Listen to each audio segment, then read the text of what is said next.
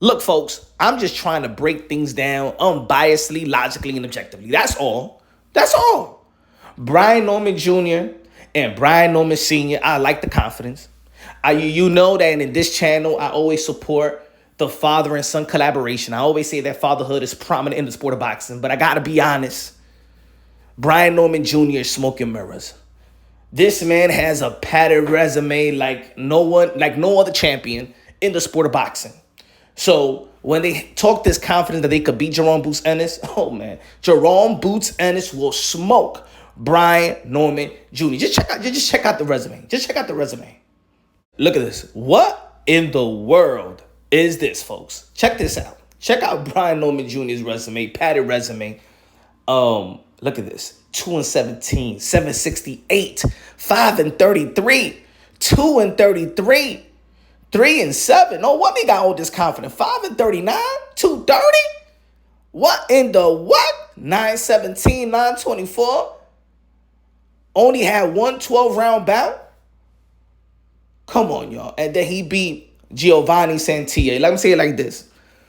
When Giovanni beat Alexis Rocha, it was more of an upset. I don't think a lot of people thought that Giovanni was going to beat Alexis Rocha, right?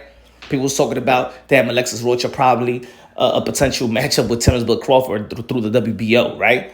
People was talking about a potential maybe a Teofimo Lopez if he moved up, just like we're talking about the Brian Norman Jr. situation, right? I hear Brian Norman Sr. I feel the confidence. I know that he's trying to sell his son to the public as this good fighter, great fighter. And I was listening to him, I think it was yesterday, and he was saying that Jaron Boots Ennis stays home, that everything comes to Jaron Boots Ennis. You know, he doesn't leave the house, that he's a homebody. And, well, you got to give credit to his father for building a dungeon where you don't have to go travel the world. Jaron Boots Ennis don't have a padded resume like Brian Norman Jr. Now, I'm not going to say that Jaron Boots Ennis got the greatest resume and stuff like that, but he's not padded like that. You feel me? And I'm talking about the champions. There's other fighters, yes, they got padded resume as well. There is. You know, I remember somebody said, yo, but what about Canelo in Mexico? Well, Canelo started his career at the age of 15. So he was fighting men, you know? So that's not even, when he started in his pursuit of being a champion, you know what I'm saying? He started getting the type of fights that's going to give him the credibility to do so. But Brian Norman Jr., man, I don't know. He only had, like 2, 3, 10-round bouts, 8-rounders, 6-rounders. It doesn't give me the confidence that I see him beating the likes of Jaron Boots Ennis. Don't give me the confidence that I could see him beating even Mario Barrios. Don't give me the confidence if Teofimo Lopez move up that he could beat a Teofimo Lopez. I think he hasn't done enough. I don't think he's done enough even in the amateur circuit. You really never heard too much of him in the amateur circuit, in my opinion. You know what I'm saying? I'm talking about world tournaments. Maybe I think that he's like what you call like in basketball, like a practice player. You know what I'm saying? He looked good in sparring, you know. He's like a practice player. I'm just trying to break things down unbiasedly, logically, and objectively. You know what I'm saying? I think that if the Norman Jr., the Normans of the world were listening to this video and they'd be like, you know what, man, you gotta, Punch, you gotta give him the benefit of the doubt because come on, look at the resume. It doesn't. Come on, it's smoking mirrors, smoking mirrors. Now I want to see you go out there if you do get a potential fight with Jaron. I don't even think they want Jaron Boots Ennis right now. I think that that's all like that's also smoking mirrors in my opinion. I don't even think they're ready for it. Maybe the win with Giovanni was maybe luck. Maybe Giovanni was because he see what I see was overly confident. You know what I'm saying? Probably didn't have the type of game plan. And then he got beaten up by Brian Norman Jr. But I'm not saying that he doesn't have any skills.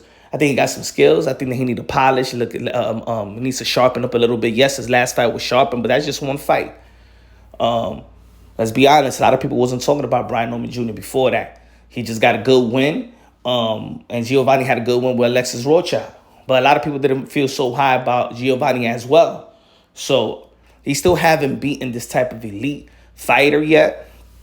But I do like the confidence. But I I could see through the confidence, in my opinion. Now, it will be a good. I like the way that they promoted the fight. I like the way that his father is going and being transparent to all these YouTube channels.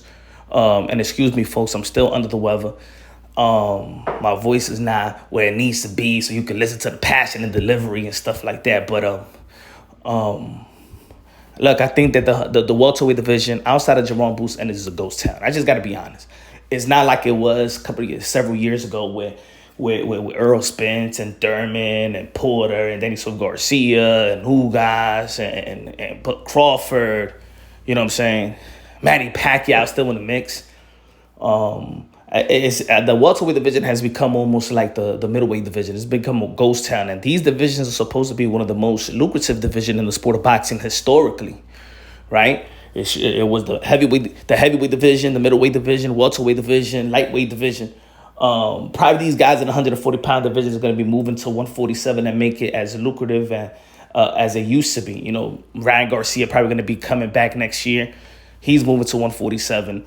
Devin Haney, I think that he's going to be moving to 147. Teofimo Lopez already talking about moving up to 147 to see if he can get that fight. That fight is going to happen as well. So I think the 147 is going to be, highly competitive again. But as of right now, not really. We don't know who's outside of Jaron Ennis, I think. And Jaron Ennis still got to prove a little bit more, right? I think he passes the eye test like no other. I've been a fan of Jaron Ennis. I've been saying that he's going to be a special fighter years ago when I started my channel. If y'all subscribe to the channel, I've been talking about Jaron Ennis for a long time when probably nobody was talking about him in the YTBC, in the YouTube boxing community. Jaron Ennis has all the ingredients to be the second coming of Roy Jones Jr. He have all the ingredients. He got the footwork. He got the reflexes. He got the twitch muscle. He got the IQ. You know what I'm saying? He got the power. He got the speed. He got the showmanship. He got everything in the bag. Everything in the bag to be this potential great fighter. And of course, his career has been taking a couple of hiccups because his promotional business and stuff like that. And hopefully, it doesn't take a toll like it did to like a Demetrius Andre. Hopefully it doesn't. He signed with Eddie Hearn. Hopefully, he gets back on that on the track that we feel like he should have been, because he was signed. He became a pro just like the same year that T.O., Shakur, Devin, Ryan became pros. And look what the things that they accomplished outside of Ryan Garcia. But look at the things that they accomplished. At least Ryan Garcia accomplished big fights. Let me know what y'all think. Subscribe to the channel, smash the like button. Love you. God bless, and on to the next.